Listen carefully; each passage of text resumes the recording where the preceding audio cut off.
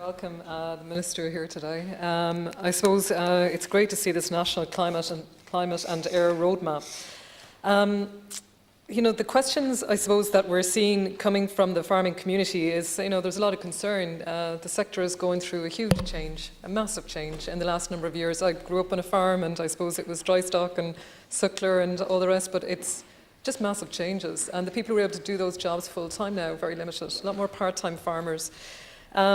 This roadmap, it does set out an ambitious vision for a climate-neutral agricultural sector by 2050. And I suppose just to acknowledge in the last census, 2016, we're talking about 137,000 farms.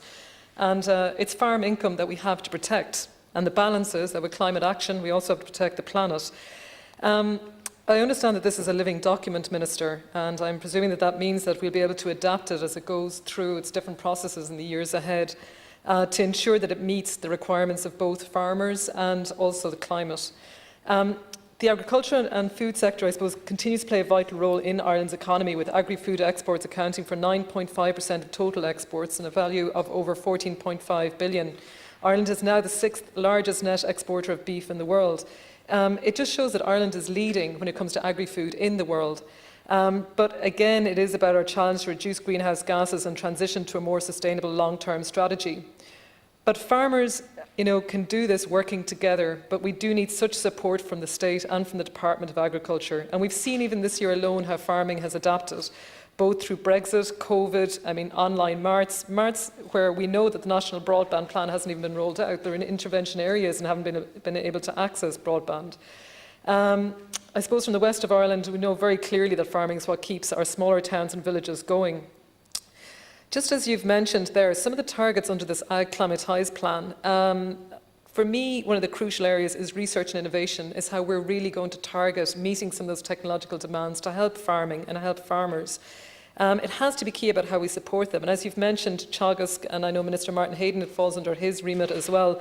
But necessity is the mother of invention. I know it was queried here whether or not we can come up with solutions. But if we can invest in research and innovation, of course we can come up with solutions. I would like to ask the Minister specifically about funding in this area. There have been joint projects funded through Science Foundation Ireland with Teagasc. There's initiatives and incentives throughout the country on, with different pilots running. I suppose, what are the key projects that the Minister here would consider for Climatise under research and innovation and potential projects for this year? We very much see the technologies, the existing technologies, the less technology, the low emission slurry spreading. I suppose I'd be curious, Minister, about the take-up in the west of Ireland and smaller farms as well with this technology, and what supports are in place for smaller farmers to embed these technologies and to make sure that there's a really high take-up.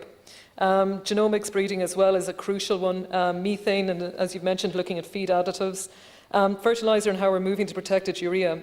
Again, communications with farming groups, which is very difficult in this time, but it is possible for that to happen through farmer organisations and also through the department rolling this out through Teagasc, be it through Zoom calls and online. But I do think we need to look at doing more communication around some of these measures. When it comes to livestock herd numbers, there have been huge increases in certain sectors in farming. And I suppose I'd be very curious to see how that's going to be managed going forward. The forestry as well, 8,000 hectares per year. Again, what impacts is this going to have on land use for beef and sheep farmers, particularly in small farms? I welcome the organic farming, Minister, and the target that you set for 400 or 500 farmers. I do believe that we're seeing a huge increase in people going back to part-time farming because they're no longer having to travel. They're able to work from home with their day job, and then suddenly they can have more time to get into farming in the evening. And we're seeing huge queues to apply for the Green Cert. So I suppose if I could ask the Minister maybe what supports the Department is offering to make sure that those people will be able to get the qualifications needed.